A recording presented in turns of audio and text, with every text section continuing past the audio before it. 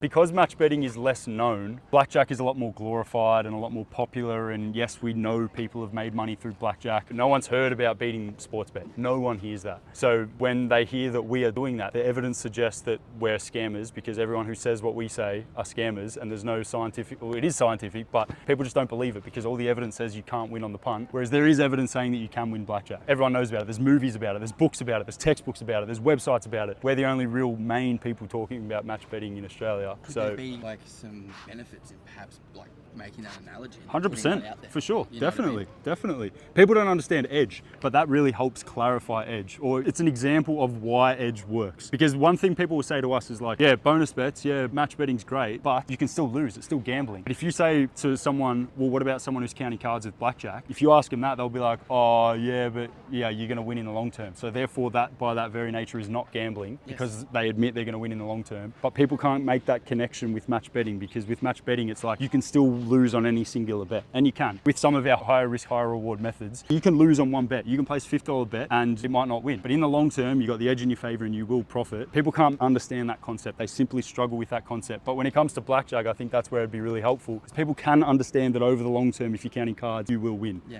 because it gives you the edge. Because it gives you the edge. Exactly. But people struggle with that short-term, long-term focus, but they can understand it in one instance with blackjack and card counting, but they can't understand it with match betting. It's a really tricky one. It's an interesting concept.